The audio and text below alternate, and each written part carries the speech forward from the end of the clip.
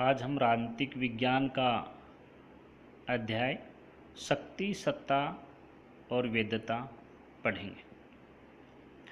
तो सर्वप्रथम हम जानते हैं कि शक्ति का आशय क्या होता है।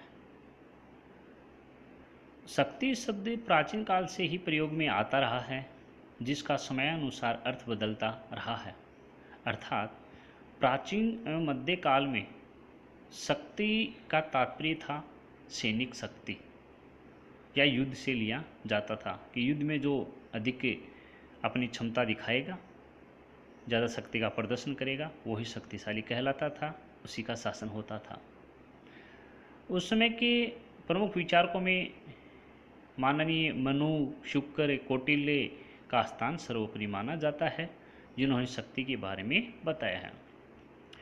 उसके बाद में आधुनिक के काल में शक्ति का तात्पर्य राजनीतिक शक्ति से लिया जाने लगा, क्योंकि वर्तमान लोकतांत्रिक जो शासन व्यवस्था है उसमें जनता के द्वारा जो शासन चुना जाता है, राजनीतिक जो शक्ति बनती है चुनावों के माध्यम से, वही सर्वश्रेष्ठ सर्वोच्च मानी जाती है।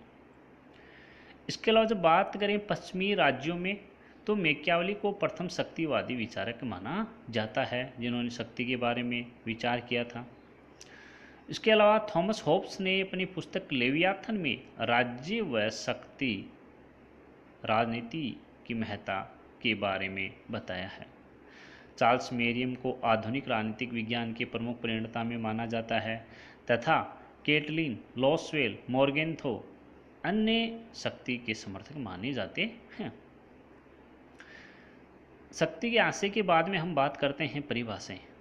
तो शक्ति को विद्वानों ने किस प्रकार से परिभाषित किया है, समझाने का प्रयास किया है। तो इसमें सबसे जो उत्कृष्ट जो परिभाषा है वो मानी जाती है कैटलिन की। कैटलिन ने कहा राजनीतिक विज्ञान शक्ति का विज्ञान है, अर्थात राजनीतिक विज्ञान में केवल और केवल शक्ति का ही अध्ययन किया जाता है। दूसरी है आर्गेन्स्की की। आर्गेन्स्की महोदय ने कहा कि दूसरों के आचरण को अपने लक्ष्य के अनुसार प्रभावित करने की क्षमता ही शक्ति है। मैकियावेली ने द प्रिंस तथा द वेब ऑफ गवर्नमेंट पुस्तकों की रचना की है, जिसमें उन्होंने शक्ति के बारे में बताया, तथा लॉसवेल ने कौन कब क्या कैसे प्राप्त करता है बहुत ही प्रसिद्ध पुस्तक लिखी है लॉसवेल महोदय के द्वारा। मैकियावेली ने कहा है शक्ति वह क्षमता है जिससे आज्ञा पालन करवाया जाता है। इसके बाद में परिभाषा आती है रॉबर्ट बास्टर्ड की, जिन्होंने कहा है शक्ति बल प्रयोग की योग्यता है, न कि उसका वास्तविक प्रयोग। अर्थात रॉबर्ट बास्टर्ड ने कहा है कि शक्ति व्यक्ति की वही योग्यता होती है जिसको वास्तव में काम में नहीं लिया जा सकता है, लेकिन वो एक प्रतीकात्मक होती है शक्ति। दूसरों के कार्यों को अपने अनुसार करवाना एवं कुछ करने की क्षमता को ही शक्ति माना गया है। अब बात आती है शक्ति के रूप या आयाम। तो शक्ति के 3 रूप बताए गए हैं, 3 आयाम बताए गए हैं, या अपन कह सकते हैं प्रकार। पहला है राजनीतिक, दूसरा विचारधारात्मक, तीसरा आर्थिक शक्ति। देखो राजनीतिक शक्ति का मतलब होता है पद, प्रतिष्ठा, पुरस्कार का समाज में आवंटन जिस तरीके से होता है वो राजनीतिक स्वरूप कहलाता है। दूसरा आता है विचारधारात्मक। विचारधारात्मक का मतलब होता है कि अपने विचार, सोचने समझने की जो बातें होती हैं, या कौन सा मत किस प्रकार की मार्क्सवादी विचारधारा है, उदारवादी विचारधारा है, वो अपना कितना क्या प्रभाव रखती है, उसका मतलब तात्पर्य होता है विचारधारात्मक शक्ति से। आर्थिक शक्ति ये देखो सर्व प्रभावी होती है, क्योंकि आर्थिक तत्व है समाज के प्रत्येक क्षेत्र को प्रभावित करता है, इसलिए आर्थिक की जो शक्ति होती है वो सबसे प्रभावी मानी जाती है। अब है शक्ति संरचना, कि शक्ति का जो ढांचा होता है या शक्ति का जो स्वरूप होता है, संबंध जो होते हैं शक्ति के, वो किस प्रकार से व्याख्यायित किए जाते हैं। तो इसमें 4 सिद्धांत हैं। पहला है वर्ग प्रभुत्व का सिद्धांत। वर्ग प्रभुत्व का तात्पर्य होता है कि समाज में केवल एक वर्ग प्रभुत्वशाली होगा, शक्तिशाली होगा, अन्य उसके अधीन होंगे। जैसे मार्क्सवाद ने कहा कि समाज में 2 वर्ग होंगे, गरीब और अमीर, जिसमें अमीर वर्ग गरीबों पर अपना प्रभुत्व रखता है। इस प्रकार से वर्ग प्रभुत्व का सिद्धांत ये कहता है कि समाज में एक वर्ग अन्य वर्गों पर नियंत्रण स्थापित करेगा, अपनी प्रभुता स्थापित करेगा। दूसरा सिद्धांत है विशिष्ट वर्गीय सिद्धांत। विशिष्ट वर्ग का मतलब ये होता है कि समाज में अपनी क्षमता योग्यता के आधार पर कुछ वर्ग स्थापित हो जाते हैं, कुछ वर्ग बन जाते हैं। जैसे अध्यापक वर्ग है, अपनी योग्यता के आधार पर बनते हैं। चिकित्सक वर्ग हैं, वो अपनी योग्यता के आधार पर बनते हैं। तो ये जो वर्ग होते हैं वो अपनी योग्यता के आधार पर समाज में स्थान रखते हैं। तीसरा है नारीवादी सिद्धांत। नारीवादी का तात्पर्य इनका मानना है कि समाज में परिवार में हमेशा पुरुष प्रधान रहा है, जिसके कारण महिलाओं का शोषण होता रहा है। अतः अच्छे समाज या परिवार के लिए महिलाओं को आगे लाया जाना चाहिए और पुरुष प्रधान समाज को समाप्त करके महिला प्रधान समाज पर बल दिया जाना चाहिए, जिससे महिलाओं का अधिक से अधिक विकास हो, वो आगे बढ़ें। तीसरा है बहुलवादी सिद्धांत। शक्ति राज्य में एक वर्ग में न होकर अनेक समूहों में बटी होती है। बहुल यानी बहुत से वर्गों में शक्ति का निवास होता है। ये सार्वजनिक हित के लिए शक्ति का प्रयोग पर बल देते हैं। सभी को साथ चलना ही इसका उद्देश्य होता है। अर्थात बहुलवादी सिद्धांत के समर्थक ये मानते हैं कि समाज में राज्य में शक्ति बहुत से वर्गों में अलग अलग क्षेत्रों में निवास करती है। किसी एक वर्ग एक व्यक्ति विशेष के हाथ में शक्ति नहीं होती है। पुस्तक द माइंड एंड सोसाइटी के रचयिता विल्फ्रेड पेरेटो हैं। दूसरी पुस्तक है द रूलिंग क्लास, इसके लेखक हैं मॉस्का। ये महत्वपूर्ण पुस्तकें हैं। अब है शक्ति बल और प्रभाव में अंतर।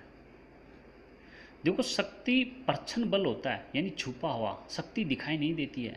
ये दमनात्मक होता है, एक प्रकार का भौतिक बल होता है शक्ति। जबकि बल प्रकट शक्ति होती है, यानी बल ये होता है कि वो अपने को दिखाई देता है। जैसे पुलिस बल प्रयोग करती है, डंडे से उपद्रवी को या उग्रवादियों को मारती है, तो बल दिखाई देता है। प्रभाव अप्रकट होता है, ये मनोवैज्ञानिक होता है, वो प्रजातांत्रिक होता है।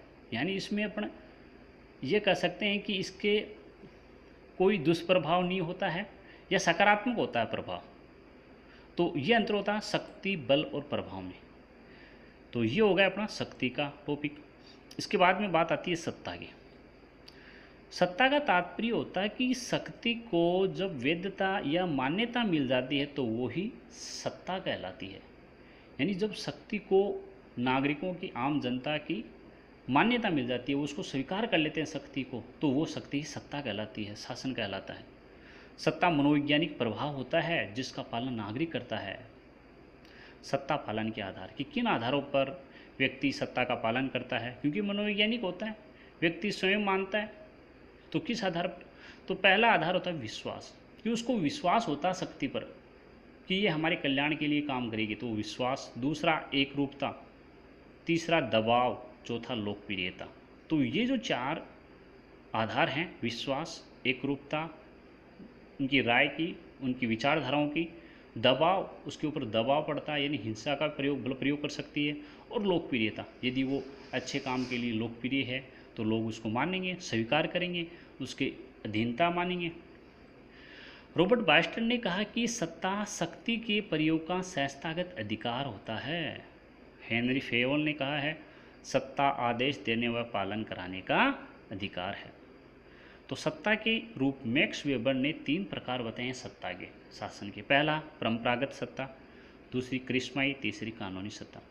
परंपरागत सत्ता वो होती है जो परंपरा के आधार पर, रीति रिवाजों के आधार पर मानी जाती है, पहले से मानी जाती रही है, उसको परंपरागत सत्ता कहते हैं।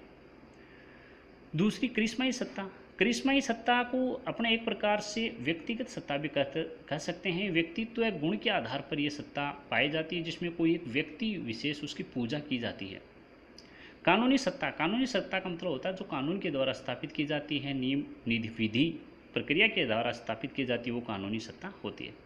परंपरागत सत्ता का उदाहरण होता है जैसे राजा का शासन। करिश्माई का तात्पर्य होता है जैसे नेहरू जी,